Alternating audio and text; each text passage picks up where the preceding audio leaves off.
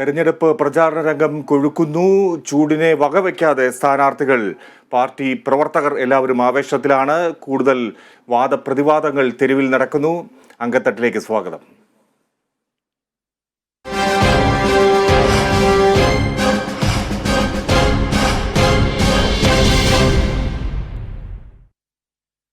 തെരഞ്ഞെടുപ്പ് രംഗത്തെ ഇന്നത്തെ പ്രധാന സംഭവവികാസങ്ങളിലേക്കാണ് ആദ്യം പോകുന്നത്. വോട്ട് ചിത്രം.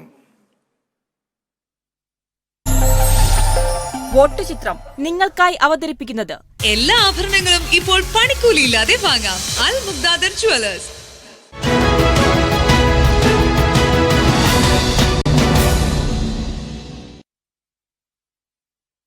എന്തായാലും SDPI തെരഞ്ഞെടുപ്പിൽ ഒരു തീരുമാനമെടുത്തിരിക്കുന്നു. UDF പിന്തുണ നൽകാനാണ് അവരുടെ തീരുമാനം. ഇത് തള്ളണോ കൊള്ളണോ എന്നറിയാതെ ഇങ്ങനെ ആശങ്കയോടെ അല്ലെങ്കിൽ ഒരു തീരുമാനമെടുക്കാൻ കഴിയാതെ നോക്കി നിൽക്കുകയാണ് UDF എന്ന് പറയാം. പക്ഷേ അവരുടെ വോട്ട് SDPIയുടെ വോട്ടുകൾ നിഷേധിക്കുന്നുമില്ല. ഓരോ മണ്ഡലത്തിലും 10,000-ലധികം വോട്ട് തങ്ങൾക്കുണ്ട് എന്നാണ് പാർട്ടിയുടെ അവകാശവാദം. എന്നാൽ ഇക്കാര്യത്തിൽ ആലോചിച്ച് തീരുമാനമെടുക്കും എന്നാണ് UDF കൺവീനർ MM ഹസൻ പ്രതികരിച്ചത്. എല്ലാ വോട്ടിനും തുല്യ മൂല്യമല്ലേ എന്നും അദ്ദേഹം ചോദിക്കുന്നു. ജാതി സെൻസസ് നടപ്പിലാക്കുമെന്ന കോൺഗ്രസിന്റെ പ്രസ്താവന സ്വാഗതം ചെയ്യുന്നുവെന്നാണ് SDPI സംസ്ഥാന പ്രസിഡന്റ് അഷ്റഫ് മൗലവി വ്യക്തമാക്കിയിരിക്കുന്നത്. രാജ്യത്ത് BJP സർക്കാരിനെതിരെ വലിയ വികാരം ഉണ്ടായിട്ടുണ്ടെന്നും മതനിരപേക്ഷ ചേരിയെ പിന്തുണയ്ക്കുമെന്നും അദ്ദേഹം പറഞ്ഞു. കേരളത്തിൽ UDF പിന്തുണയ്ക്കാനാണ് നിലവിൽ SDPI തീരുമാനം. എന്നാൽ ഇതിൽ UDF-മായി ധാരണയൊന്നുമില്ല. തീരുമാനം മുന്നണിയെ അറിയിക്കുമെന്ന് അഷ്റഫ് മൗലവി പറഞ്ഞു.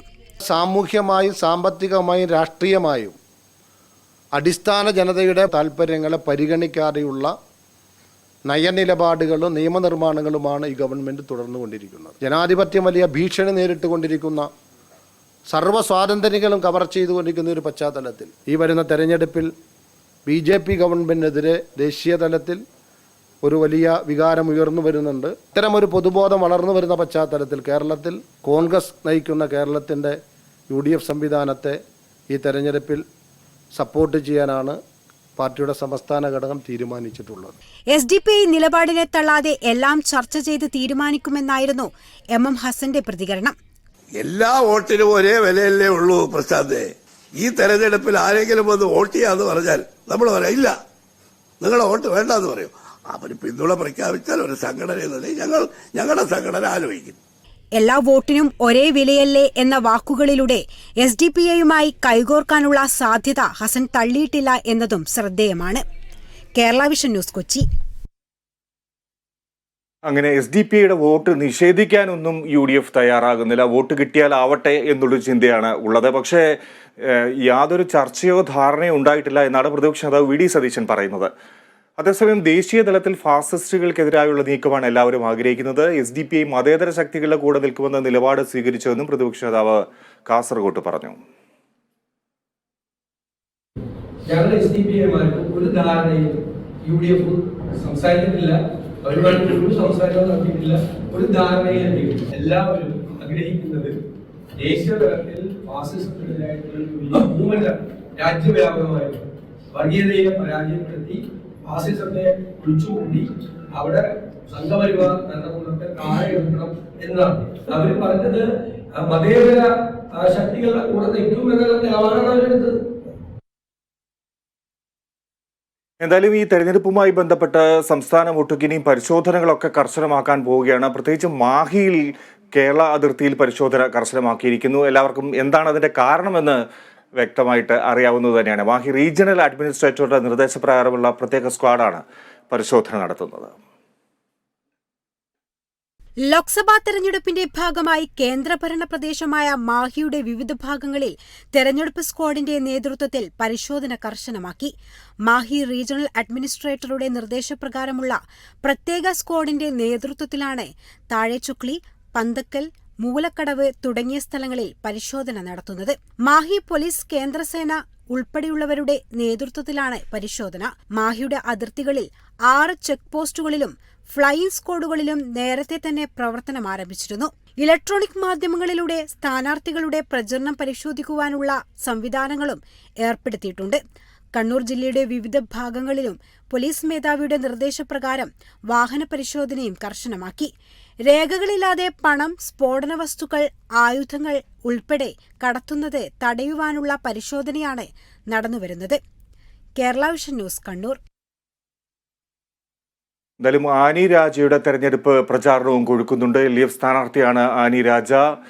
വയനാട്ടിൽ തെരഞ്ഞെടുപ്പ് പ്രചാരണാർത്ഥം വണ്ടൂരിൽ നിയോജക മണ്ഡലം റാലി സംഘടിപ്പിച്ചു. മുഖ്യമന്ത്രി പിണറായി വിജയൻ റാലി ഉദ്ഘാടനം ചെയ്തു.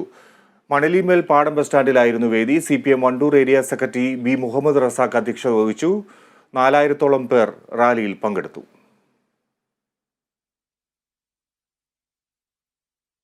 എന്തായാലും ഈ തെരഞ്ഞെടുപ്പ് പ്രചാരണം കൊഴുക്കുമ്പോൾ ഉമ്മൻചാണ്ടിയുടെ കുടുംബത്തെപ്പറ്റി ചില ആശങ്കകൾ, സംശയങ്ങളൊക്കെ പലരും ഉയർത്തിവിടുകയാണ്. അതിന് മറുപടി നൽകുന്നു ഉമ്മൻചാണ്ടിയുടെ ഭാര്യ.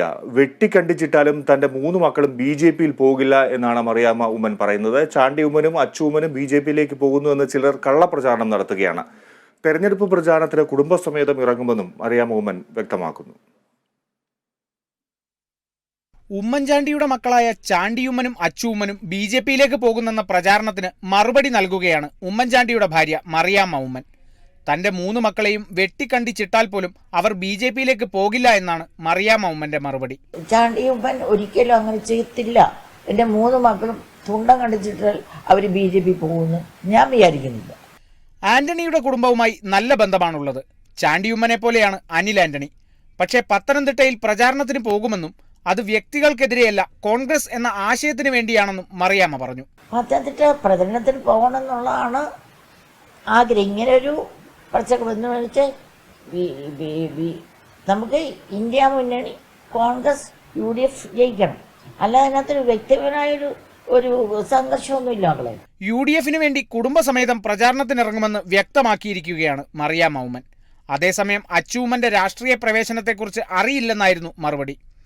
തനിക്കുശേഷം കുടുംബത്തിൽ നിന്ന് ഒരാൾ മാത്രം രാഷ്ട്രീയത്തിൽ ഇറങ്ങിയാൽ മതി എന്നായിരുന്നു ഉമ്മൻചാണ്ടിയുടെ ആഗ്രഹമെന്നും മറിയാമ്മ ഉമ്മൻ പറഞ്ഞു. Kerala vision news, Thiruvananthapuram. BJP നേതാവ് അബ്ദുള്ള കുട്ടിക്കെതിരെ ഒരു പരാതി. തെരഞ്ഞെടുപ്പ് ചട്ടം ലംഘിച്ചു എന്നാണ് പരാതി. LDF ആണ് പരാതി നൽകിയിരിക്കുന്നത്. തെരഞ്ഞെടുപ്പ് കമ്മീഷന് ശ്രീരാമന്റെ പേരിൽ സുരേഷ് ഗോപിക്ക് വേണ്ടി അബ്ദുള്ളക്കുട്ടി വോട്ട് അഭ്യർത്ഥന നടത്തിയെന്ന് ചൂണ്ടിക്കാട്ടിയാണ് LDF തൃശൂർ പാർലമെന്റ് മണ്ഡലം കേന്ദ്ര തെരഞ്ഞെടുപ്പ് committee general secretary KP Rajendran പരാതി നൽകിയത്. CPM-ന് പ്രകടനത്തിൽ പങ്കെടുക്കുന്നവർ പോലും അവർക്ക് വോട്ടേയില്ല. അവർ രഹസ്യമായി വന്ന് ശ്രീരാമനെ മനസ്സിൽ ധ്യാനിച്ച് താമരക്ക് വോട്ട് ചെയ്യും. മിക്കവാറും സഖാക്കളെ വീട്ടിലൊക്കെ സന്ധ്യക്ക് വിളക്ക് കൊളുത്തി രാമരാമ മന്ത്രങ്ങൾ ഉരുടുന്നത് ഈ കുഞ്ഞിക്കാതുകൊണ്ട് ഞാൻ കേട്ടിട്ടുണ്ട്. ശ്രീരാമന്റെ പേര് പറഞ്ഞ സുരേഷ് ഗോപിക്ക് വേണ്ടി വോട്ട് പിടിക്കാൻ ശ്രമിച്ചെന്നാരോപിച്ചാണ് BJP ദേശീയ വൈസ് പ്രസിഡന്റ് AP അബ്ദുള്ളക്കുട്ടിക്കെതിരെ LDF തെരഞ്ഞെടുപ്പ് കമ്മീഷന് പരാതി നൽകിയത്. LDF തൃശൂർ പാർലമെന്റ് മണ്ഡലം കേന്ദ്ര തെരഞ്ഞെടുപ്പ് കമ്മിറ്റി ജനറൽ സെക്രട്ടറി KP രാജേന്ദ്രനാണ് തെരഞ്ഞെടുപ്പ് കമ്മീഷന് പരാതി നൽകിയത്. ജില്ലാ ഭരണാധികാരി കൂടിയായ തൃശൂർ ജില്ലാ കളക്ടർക്കാണ് പരാതി കൈമാറിയത്. കഴിഞ്ഞ ദിവസം നടന്ന NDA ഇരിങ്ങാലക്കുട നിയോജകമണ്ഡലം തെരഞ്ഞെടുപ്പ് കൺവെൻഷനിലായിരുന്നു AP അബ്ദുള്ളക്കുട്ടി പരാതിക്കടിസ്ഥാനമായ പരാമർശം നടത്തിയത്. CPIM-കാർ പോലും ശ്രീരാമനെ മനസ്സിൽ ധ്യാനിച്ച് താമരയ്ക്ക് വോട്ട് ചെയ്യണമെന്നായിരുന്നു അബ്ദുള്ളക്കുട്ടിയുടെ പ്രസംഗം. നിങ്ങൾ ശ്രീരാമനെ അപമാനിച്ചതൊന്നും ഈ നാട്ടിലെ സാധാരണ വിശ്വാസികൾക്ക് സഹിച്ചിട്ടില്ല. അവര് പൊറുക്കൂല. തെരഞ്ഞെടുപ്പ് ഫലം വരട്ടെ, നമുക്ക് കാണാം. 26 ഏപ്രിൽ 26 രാവിലെ ഒരു കട്ടൻ ചായ അടിച്ച് നേരെ പോളിംഗ് ബൂത്തിൽ ചെന്ന് ക്യൂ നിന്ന് ആദ്യത്തെ വോട്ട് നമുക്ക് താമരക്ക് ചെയ്യണം. ശ്രീരാമ ഭഗവാനെ മനസ്സിൽ ധ്യാനിച്ചുകൊണ്ട് അങ്ങ് വോട്ട് ചെയ്താൽ മതി. തെരഞ്ഞെടുപ്പ് കൺവെൻഷന്റെ ഭാഗമായി നടന്ന പ്രസംഗത്തിൽ അബ്ദുള്ളക്കുട്ടി ശ്രീരാമന്റെ പേര് ആവർത്തിച്ചു പറഞ്ഞ വോട്ട് അഭ്യർത്ഥിച്ചതിനെ തുടർന്നാണ് തെരഞ്ഞെടുപ്പ് ചട്ടലംഘനത്തിന് LDF പരാതി നൽകിയത്. പരാതിയുടെ പകർപ്പ് സംസ്ഥാന തെരഞ്ഞെടുപ്പ് കമ്മീഷണർക്കും കൈമാറിയിട്ടുണ്ട്. Kerala vision news, Thrissur. Kasaragod parliament LDF സ്ഥാനാർത്ഥി MV ബാലകൃഷ്ണൻ മാസ്റ്റർക്ക് കെട്ടിവെക്കാനുള്ള തുക നൽകിയത് ജന്മനാടാണ്. ആദ്യകാല കമ്മ്യൂണിസ്റ്റ് പ്രവർത്തകൻ തുക കൈമാറി. നഷ്ടപ്പെട്ട സീറ്റ് തിരിച്ചുപിടിക്കാനുള്ള തീവ്ര ശ്രമത്തിലാണ് കാസർകോട്ടെ LDF നേതൃത്വം. ജനങ്ങൾക്ക് പരിചിതനായ ബാലകൃഷ്ണൻ മാസ്റ്റർ വിജയിക്കുമെന്ന പ്രതീക്ഷയിലാണ് നാടും പ്രവർത്തകരും. മുഴക്കോം AKG മന്ദിരത്തിൽ സംഘടിപ്പിച്ച ചടങ്ങിൽ കമ്മ്യൂണിസ്റ്റ് കർഷക പ്രസ്ഥാനത്തിന്റെ ആദ്യകാല പ്രവർത്തകൻ MV കൃഷ്ണൻ, സ്ഥാനാർത്ഥി എം ബാലകൃഷ്ണൻ മാസ്റ്റർക്ക് തുക കൈമാറി.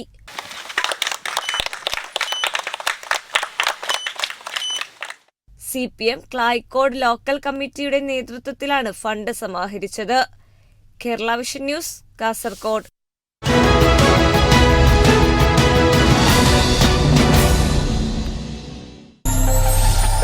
വോട്ട് ചിത്രം നിങ്ങൾക്കായി അവതരിപ്പിച്ചത്. എല്ലാ ആഭരണങ്ങളും ഇപ്പോൾ പണിക്കൂലിയില്ലാതെ വാങ്ങാം. അൽ മുഗ്ദാദർ ജുവലേഴ്സ്. ഈ വാഹനത്തിന് പിന്നാലെ നമുക്കും പോകാം. സ്ഥാനാർത്ഥികൾ പ്രസ്താവന ഇറക്കുന്നു ഓരോ ദിവസവും.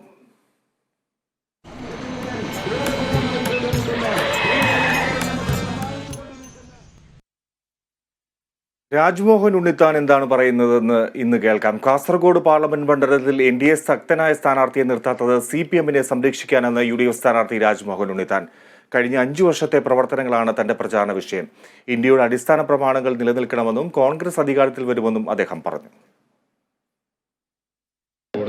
ഉണ്ണിത്താൻ എന്തൊക്കെ അഡ്വാൻറ്റേജസ് ആണ്?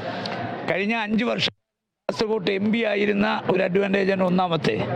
ആ MP ആയിരുന്ന് കഴിഞ്ഞ 5 വർഷക്കാലവും കാസർഗോഡ് മണ്ഡലത്തിൽ ഒരു നിറസാന്നിധ്യമായി പ്രവർത്തിച്ചിട്ടുണ്ട്. ജനങ്ങളുടെ എല്ലാ പ്രശ്നങ്ങളും ഏറ്റെടുത്തിട്ടുണ്ട്. ജനകീയ വിഷയങ്ങൾക്ക് വേണ്ടി പാർലമെന്റിനകത്തും പുറത്തും ശബ്ദിച്ചിട്ടുണ്ട്. വികസന ഫണ്ട് മുഴുവൻ ചെലവാക്കിയിട്ടുണ്ട്. അതുകൂടാതെ 696 കോടി രൂപയുടെ വികസനം കൊണ്ടുവന്നിട്ടുണ്ട്.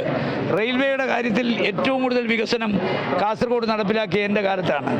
2 വന്ദേ ഭാരത് ട്രെയിൻ വന്നു. അതുപോലെ തന്നെ മംഗലാപുരം രാമേശ്വരം ട്രെയിൻ വന്നു. 2 അമൃത് ഭാരത് സ്റ്റേഷൻ പയ്യന്നൂരും കാസർഗോഡുമായി. ഒരുപാട് സ്റ്റോപ്പുകൾ അനുവദിച്ചു. 7 ROBകൾ കൊണ്ടുവന്നു, റെയിൽവേ ഓവർബ്രിഡ്ജ്. അങ്ങനെ ഒത്തിരി കാര്യങ്ങൾ. കഴിഞ്ഞ 5 വർഷക്കാലം ഈ നാട്ടിലെ സകല ഉറൂസുകളിൽ ഞാൻ പങ്കെടുത്തിട്ടുണ്ട്. ഉറഞ്ഞാടുന്ന തെയ്യങ്ങളിൽ പങ്കെടുത്തിട്ടുണ്ട്. അതുപോലെ പള്ളിപ്പെരുന്നാളുകൾ പങ്കെടുത്തിട്ടുണ്ട്. കല്യാണം, നിക്കാഹ്, അതുപോലെ എല്ലാ ആചാരങ്ങളിലും അനുഷ്ഠാനങ്ങളിലും ഞാൻ ഭാഗവാക്കായിട്ടുണ്ട്. ഒരു നിറസാന്നിധ്യമായിരുന്നു 5 വർഷക്കാലം. അതുകൊണ്ട് മറ്റൊരു സ്ഥാനാർത്ഥിക്കുമില്ലാത്ത ചില പ്രിവിലേജ് എനിക്ക് ഈ മണ്ഡലത്തിലുണ്ട്. ജനങ്ങൾക്കറിയാം ഞാൻ ആരാന്ന്. അതുകൊണ്ടാണ് ഈ തെരഞ്ഞെടുപ്പിൽ മറ്റാർക്കും ഇല്ലാത്ത ചില പ്രിവിലേജ് എനിക്ക് കിട്ടുന്നത്. അതുപോലെ ഏറ്റവും പ്രധാനപ്പെട്ട ഒരു കാര്യം, ഈ UDF നേതാക്കൾ തന്നെ ആരോപിക്കുന്ന ഒരു കാര്യമാണ് ഈ RSSകാർ BJP CPM ഒരു ധാരണ ഈ മണ്ഡലത്തിൽ ഉണ്ടാക്കിയിട്ടുണ്ട് എന്നുള്ളത്. ഇതിന് എത്തരത്തിലാണ് UDFന്റെ? ഞാൻ ചോദിക്കട്ടെ, ഇതൊരു പാർലമെന്റ് തെരഞ്ഞെടുപ്പല്ലേ? BJPയുടെ സ്ഥാനാർത്ഥി ആരാ ഇവിടെ?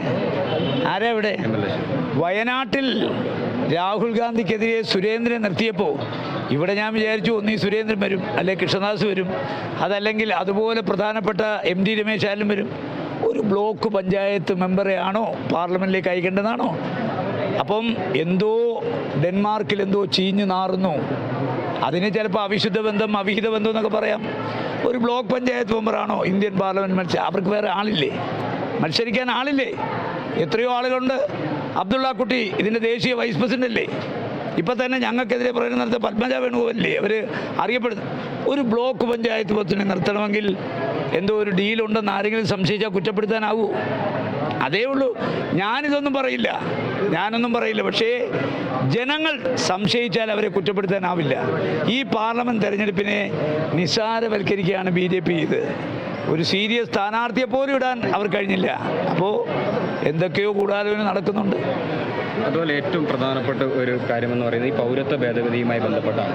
ഈ കഴിഞ്ഞ തവണ UDF മത്സരത്തിനിറങ്ങുന്ന സമയത്ത് ഒരുപാട് കാര്യങ്ങൾ പ്രചരണ വിഷയമായിട്ടുണ്ടായിരുന്നു. പക്ഷേ ഇത്തരത്തിൽ ഈ തെരഞ്ഞെടുപ്പിനെ നേരിടുന്ന ഒരു സാഹചര്യത്തിൽ എന്തുകൊണ്ടാണ് ഒരു നല്ലൊരു പ്രധാനമന്ത്രി സ്ഥാനാർത്ഥിയെ UDF അല്ലെങ്കിൽ കോൺഗ്രസ് മുന്നോട്ട് വയ്ക്കാത്തത്? നല്ലൊരു പ്രചരണ വിഷയങ്ങൾ മുന്നോട്ട് വയ്ക്കാത്തത്? പ്രചരണ വിഷയങ്ങൾ മുന്നോട്ട് വയ്ക്കാത്ത എന്താണെന്ന് നിങ്ങൾ ചോദിച്ചാൽ കോൺഗ്രസിൻ്റെ പ്രകടന പത്രികകൾ വായിച്ചിട്ടില്ല. അതുകൊണ്ടാണ്. പ്രകടന പത്രിക ഞാൻ ഒന്നും തരാം. അത് വായിച്ചിട്ട് ഈ രാജ്യത്തെ ജനങ്ങളുടെ നേറുന്ന പ്രശ്നങ്ങൾക്ക് പരിഹാരം കാണുന്ന അതിനുതകുന്ന ഒരു പ്രകടന പത്രികയാണ്. ആദ്യം ഞങ്ങളുടെ പാർട്ടിയുടെ പ്രകടന പത്രിക എടുത്ത് വായിക്കുക.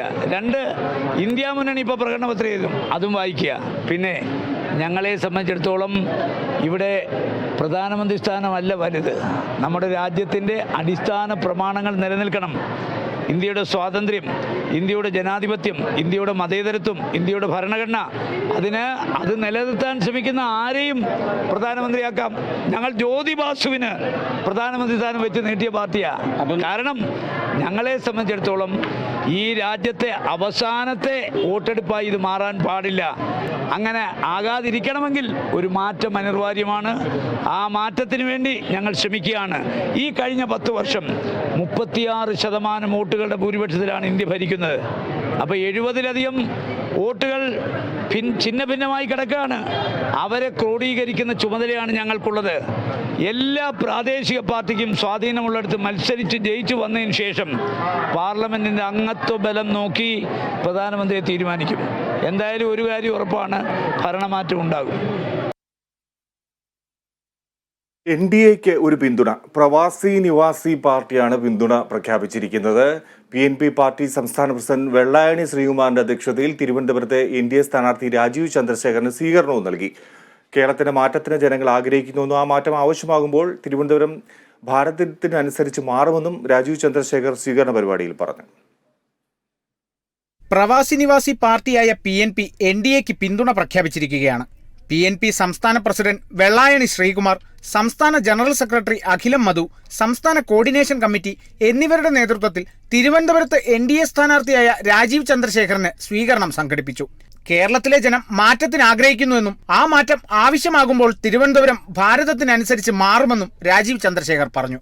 എല്ലാവരും തിരുവനന്തപുരത്തും ജാതി മതമെല്ലാം വിട്ടിട്ട് ഒരു പുത്തൻ തിരുവനന്തപുരം ഉണ്ടാക്കണം. ഒരു മുമ്പോട്ട് പോകുന്ന ഒരു തിരുവനന്തപുരം ഒരു വിഷൻ നമ്മൾ ഇംപ്ലിമെന്റ് ചെയ്യണമെന്നാണ് ജനങ്ങൾക്ക് വേണ്ടത്. അതിന് ഞാൻ ഒരു ഹംബ്ലി സബ്മിറ്റ് ചെയ്യുന്നു.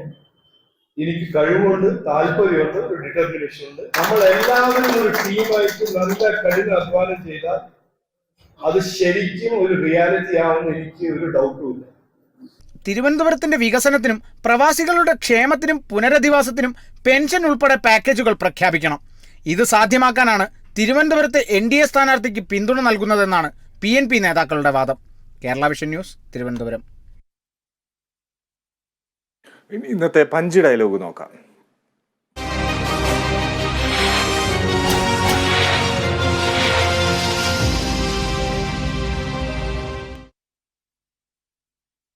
ലോക്സഭാ തെരഞ്ഞെടുപ്പാണ്. അതുകൊണ്ട് സ്വാഭാവികമായും കേന്ദ്ര സർക്കാരിനെതിരെയാണ് കൂടുതൽ വിമർശനങ്ങൾ ഉയരുക. കോർപ്പറേറ്റ് ശക്തികളെ വരുതിയിലാക്കി അഴിമതി നടത്തുന്ന രീതിയാണ് കേന്ദ്ര സർക്കാരിൻ്റെതെന്ന് CPM പോളിറ്റ് ബ്യൂറോ അംഗം ബൃന്ദ കാരാട്ട് പറയുന്നു. ഇന്ത്യൻ ഭരണഘടനയും മൂല്യവും ഉയർത്തിപ്പിടിക്കുക എന്ന വിഷയത്തിൽ കണ്ണൂരിൽ വിദ്യാർത്ഥി യുവജന വിഭാഗങ്ങളുമായി നടത്തിയ സംവാദം ഉദ്ഘാടനം ചെയ്ത് സംസാരിക്കുകയായിരുന്നു അവർ.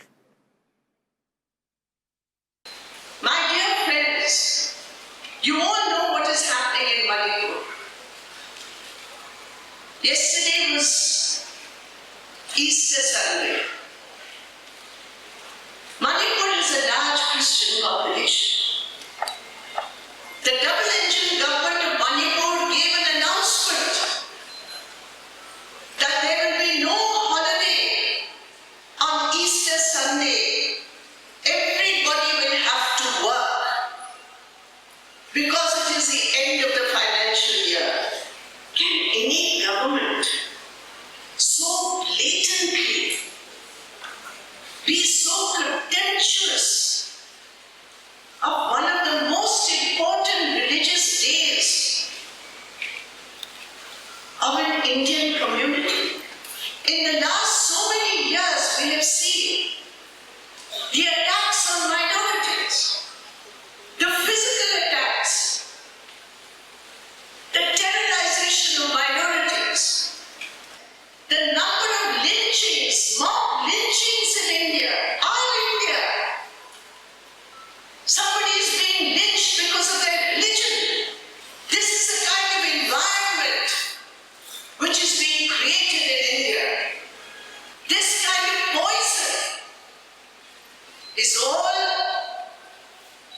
backed by the Hindutva ideology, which all of you know about, which you have faced here in Kerala, which you have fought here in Kerala, the demonization of minority communities.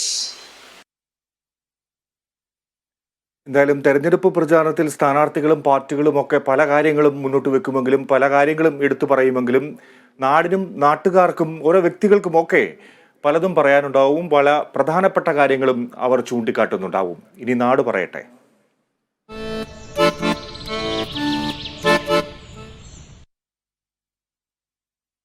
കേരളത്തെ ഏറ്റവും അലട്ടുന്ന ഒരു പ്രശ്നമാണ് ഈ വന്യജീവികളുടെ ആക്രമണം.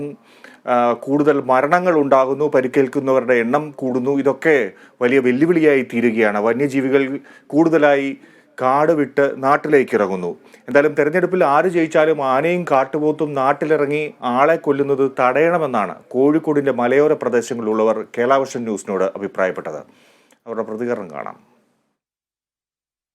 കോഴിക്കോടിൻ്റെ മലയോര മേഖലയിലാണ് ഇന്നുള്ളത്. കാരണം ഈ തെരഞ്ഞെടുപ്പിൽ മലയോര ജനത ഏതൊക്കെ വിഷയങ്ങളായിരിക്കും ചർച്ചയ്ക്ക് വിധേയമാക്കുക, അവരുടെ എന്തൊക്കെ പ്രശ്നങ്ങളായാണ് ഈ തെരഞ്ഞെടുപ്പിലൂടെ പരിഹരിക്കപ്പെടേണ്ടത്, അതാണ് ഇന്ന് കേരള വിഷൻ ന്യൂസ് ജനങ്ങളുടെ അഭിപ്രായങ്ങളിലൂടെ തേടുന്നത്. എന്തായാലും ആദ്യം തന്നെ ഒരു ലോട്ടറി കടയാണ്, പൊതുതെരഞ്ഞെടുപ്പാണ്. അപ്പോൾ സ്വാഭാവികമായിട്ടും മലയോര ജനതയുടെ ഒരുപാട് പ്രശ്നങ്ങളുണ്ട്.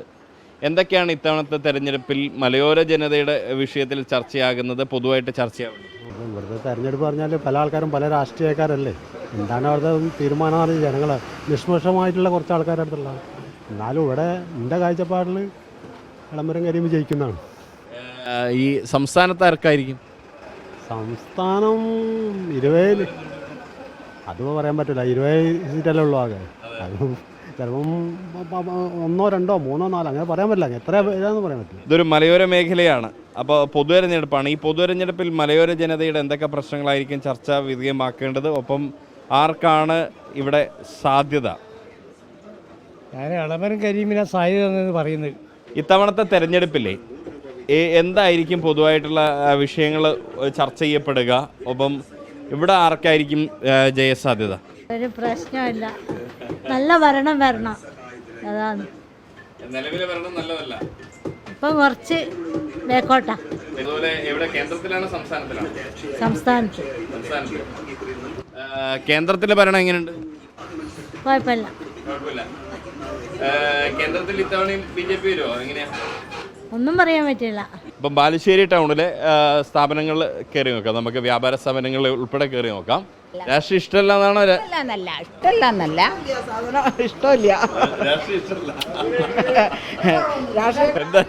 രാഷ്ട്രീയം ഇഷ്ടമല്ലാത്തതിന്റെ കാരണം എന്താ? അയ്യോ, ഇഷ്ടമല്ല, രാഷ്ട്രീയക്കാരിയെ ഇഷ്ടമല്ല. ഈ ബക്കറ്റ് തൂക്കി വരുന്ന ആൾക്കാരെ കാണുമ്പോൾ കഴിയാം. ബക്കറ്റ് തൂക്കി വരുന്നതുകൊണ്ടാണ് രാഷ്ട്രീയ ഇഷ്ടം? അല്ല, എന്തിനു വെറുതെ ഒരു തൽക്കാല സമയത്ത് മാത്രമേ ഉണ്ടാവുള്ളൂ, പിന്നെ ഉണ്ടാവില്ല ഒരു.